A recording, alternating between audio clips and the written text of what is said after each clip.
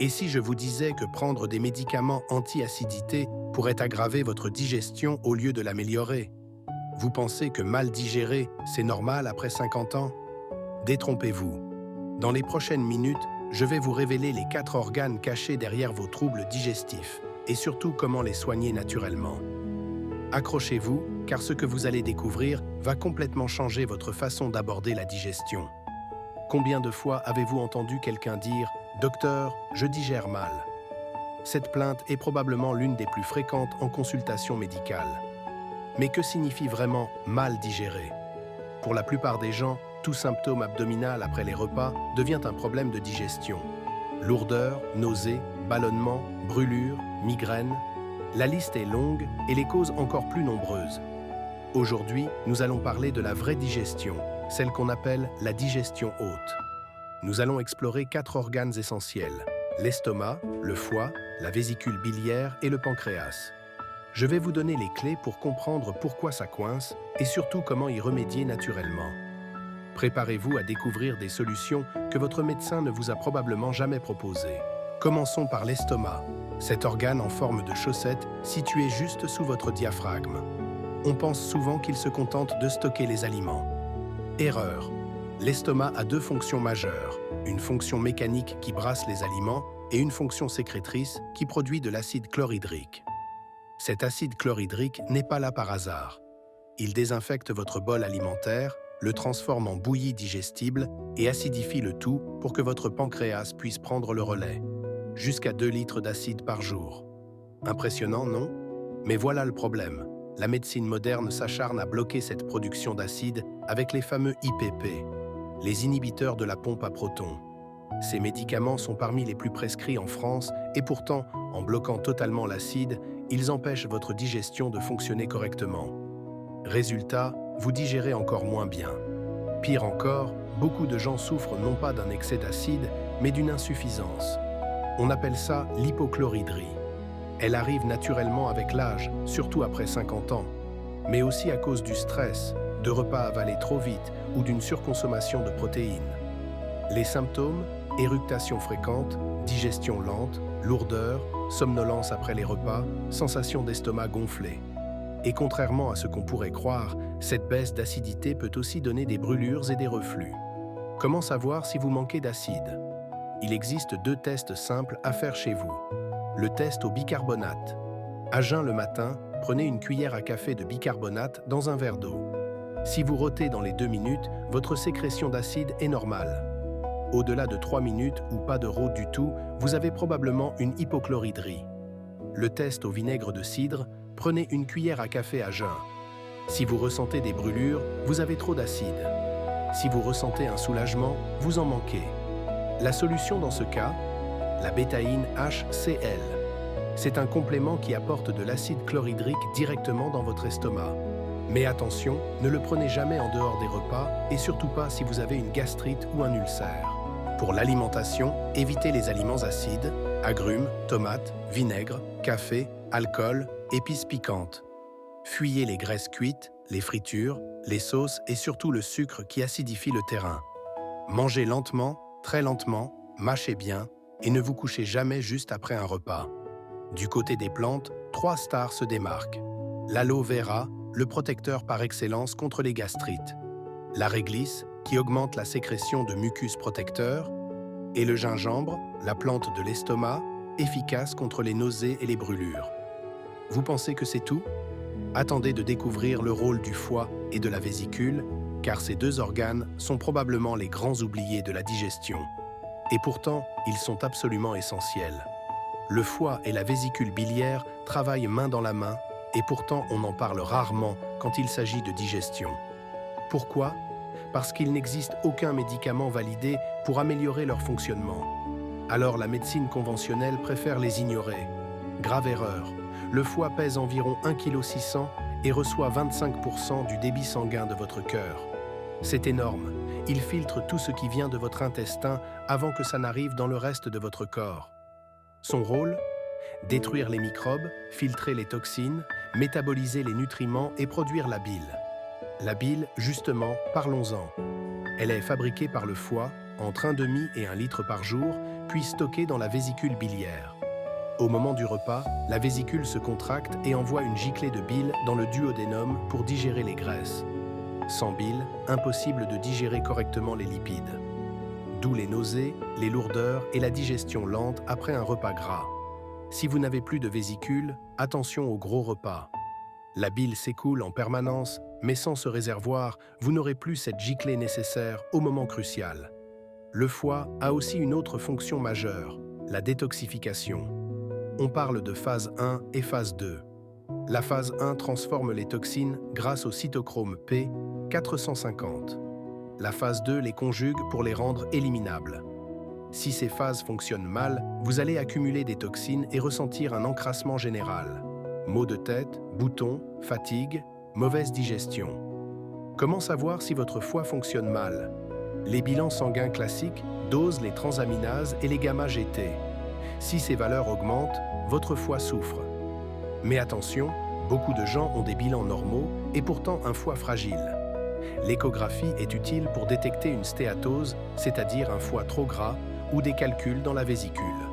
Mais elle ne mesure pas les fonctions de détoxification. Pour protéger votre foie, 2 règles d'or. Réduisez l'alcool, les graisses cuites, les sauces, le sucre et les aliments industriels bourrés d'additifs. Évitez le grignotage qui encrasse votre système digestif. Du côté des plantes, vous avez l'embarras du choix. L'artichaut, un draineur puissant, mais à utiliser avec précaution chez les personnes très encrassées. Le pissenlit, doux et efficace, parfait pour débuter une cure de nettoyage. La fumeterre, qui stimule et régule la bile tout en levant les spasmes. Le romarin, ma plante préférée, cholérétique et cholagogue, riche en antioxydants. Le radis noir, excellent pour la vésicule, mais prudence si vous avez des calculs. Le chardon-marie, le réparateur hépatique par excellence, idéal après une hépatite ou un traitement médicamenteux. Et le desmodium, le protecteur numéro 1, indispensable après les repas de fête ou pendant un traitement hépatotoxique. Côté huiles essentielles, 3 se distinguent. L'huile essentielle de citron pour les foies fatigués, la menthe poivrée pour les digestions difficiles, et le romarin à verbenone, la plus puissante, à appliquer en massage sur la région du foie. Vous commencez à comprendre pourquoi votre digestion ne fonctionne pas. Mais ce n'est pas fini. Il reste un organe dont personne ne parle jamais et qui pourtant joue un rôle absolument crucial. Le pancréas. Cet organe discret situé juste sous l'estomac est probablement le moins connu des 4. Et pourtant, sans lui, impossible de digérer correctement. Le pancréas a 2 casquettes. Une fonction endocrine qui produit l'insuline et régule votre glycémie. Et une fonction exocrine qui fabrique les enzymes digestives. Ce sont ces enzymes qui nous intéressent ici. Elles se divisent en 3 grandes familles. Les amylases qui digèrent les glucides, les lipases qui digèrent les lipides, et les protéases qui digèrent les protéines. Ces enzymes sont déversées dans le duodénum où elles rencontrent la bile pour digérer votre bol alimentaire. Mais que se passe-t-il quand le pancréas fonctionne mal? On parle d'insuffisance pancréatique. Le symptôme le plus évocateur, les selles grasses qu'on appelle stéatorées. Elles sont molles, graisseuses, collent à la cuvette des toilettes et flottent. Vous observez aussi des flatulences et des gaz malodorants dus à la mauvaise digestion des sucres et des protéines. Contrairement aux autres organes, il n'existe quasiment aucun traitement naturel validé pour le pancréas. La première chose à faire, corrigez votre alimentation. Réduisez les graisses cuites, les fritures, les sauces et l'alcool. On trouve en pharmacie des médicaments à base d'enzymes digestives comme la lipase ou le créon. Mais ils sont rarement proposés pour une simple mauvaise digestion. En complément alimentaire, il existe des gélules d'enzymes, mais attention à bien vérifier qu'elles contiennent des lipases, les plus importantes. Beaucoup de produits se concentrent sur les protéases comme la bromélène ou la papaïne. Utiles pour les inflammations, mais moins pour la digestion. Demandez conseil à votre thérapeute ou pharmacien pour choisir le bon produit. Maintenant que vous connaissez les 4 piliers de la digestion, passons à la pratique. Comment équilibrer votre alimentation pour enfin digérer correctement? Avant de chercher des remèdes miracles, commencez par les bases. L'hygiène de vie et l'alimentation sont les 2 piliers d'une bonne digestion. Première règle, arrêtez ou réduisez le tabac. La cigarette agresse votre estomac et perturbe toute votre digestion. Deuxième règle, limitez le café. Un petit le matin et un après le déjeuner, ça suffit. Le café entre les repas agresse votre estomac. Remplacez-le par du thé ou de la chicorée. Troisième règle, attention à l'alcool. Le fameux digestif n'aide pas à digérer, bien au contraire. Une tisane chaude avec du romarin ou de la menthe sera infiniment plus efficace. Le vin rouge, avec modération, peut avoir un intérêt grâce à ses antioxydants, mais tous les autres alcools perturbent la digestion. Quatrième règle, ne mangez pas trop vite. Prenez le temps de bien mâcher. Votre salive contient des enzymes qui aident à digérer les glucides. Manger vite, c'est forcer votre estomac et votre pancréas à travailler 2 fois plus. Cinquième règle, mangez dans le calme. Pas de télévision, pas de journal, pas de conflit pendant les repas. Le stress perturbe toutes vos sécrétions digestives. Sixième règle, mangez à heure fixe et faites 3 à 4 repas légers plutôt qu'un seul gros repas. Septième règle, bougez. Une activité physique régulière améliore la digestion. Mais attention, jamais d'effort intense juste après manger. Une marche tranquille, oui, un jogging, non. Côté alimentation, inspirez-vous du régime méditerranéen. Limitez les mauvaises graisses, fritures, graisses cuites, biscuits industriels, charcuterie, fromage, crème. Privilégiez les cuissons douces à l'eau ou à la vapeur. Ajoutez vos huiles crues sur les plats, bio et de qualité. Choisissez des protéines maigres, viande blanche, poisson, œufs à la coque. Consommez des légumes cuits à volonté, mais attention aux crudités qui peuvent irriter.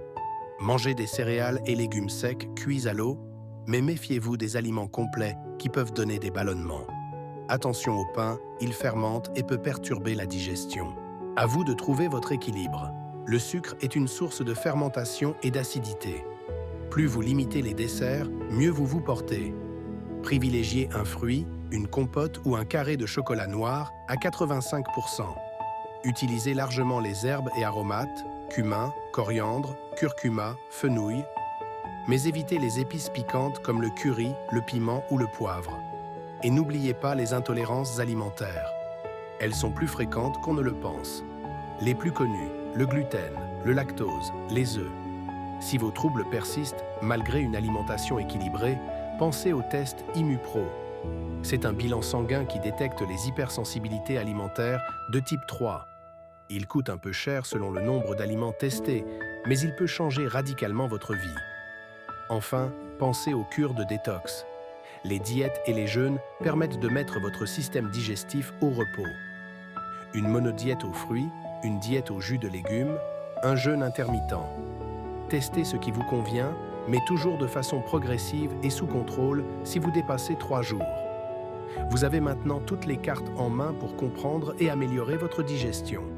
Mais avant de conclure, laissez-moi vous parler d'une dernière solution souvent négligée. L'homéopathie a toute sa place dans la prise en charge des troubles digestifs. Elle est particulièrement utile chez les enfants qui ne peuvent pas prendre de gélules ou de tisanes. Elle agit en douceur et convient parfaitement aux personnes très encrassées. Pour drainer le foie, 3 complexes se démarquent. Le L114 de Lenning, une référence absolue pour les médecins homéopathes. Le chélidomium composé de boiron, moins puissant mais pratique en granules. Et le coléodoron de Weleda, une association de chélidomium et de curcuma. Pour cibler le foie et le terrain, 3 remèdes principaux. Nux vomica en 5 CH après un gros repas. Antimonium crudum en 5 CH en cas de langue blanche et de nausées. Et lycopodium pour les symptômes chroniques aggravés entre 16h et 20h. Attention, les remèdes de fond comme phosphorus ou lycopodium doivent être pris uniquement sur avis d'un homéopathe. L'homéopathie est puissante et peut entraîner des effets secondaires si elle est mal utilisée. Enfin, l'organothérapie propose des remèdes issus directement des organes visés. Estomac 4CH pour stimuler l'estomac, pancréas 4CH pour le pancréas, foie 4CH pour le foie, vésicule 4CH pour la vésicule, et parasympathique en 12 ou 15 CH pour réduire les effets du stress sur la digestion. Prenez conseil auprès de votre médecin intégratif ou votre homéopathe pour les posologies. Voilà, vous savez maintenant pourquoi vous digérez mal et surtout comment y remédier. 4 organes, 4 approches, mais un seul objectif: retrouver une digestion optimale.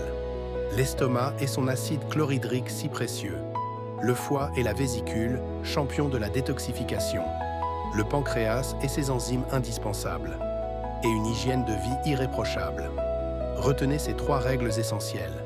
1. Arrêtez les IPP, sauf en cas d'ulcère ou d'œsophagite. 2. Pensez au foie et à la vésicule, les grands oubliés de la digestion. 3. Testez les intolérances alimentaires si vos troubles persistent. La digestion n'est pas une fatalité. Elle se soigne naturellement avec des plantes, de l'homéopathie, une alimentation adaptée et un peu de bon sens. Maintenant que vous connaissez ces 5 principes, vous avez toutes les clés en main. La question n'est plus quoi faire, mais quand allez-vous commencer? Dites-moi en commentaire lequel de ces points vous a le plus marqué. Avez-vous déjà testé l'aloe vera, le desmodium ou la bétaïne HCl? Partagez votre expérience, ça pourrait aider d'autres personnes dans votre situation. Et si cette vidéo vous a été utile, pensez à la liker et à vous abonner pour ne rien manquer des prochains dossiers santé. Prenez soin de vous et surtout, prenez soin de votre digestion. À bientôt.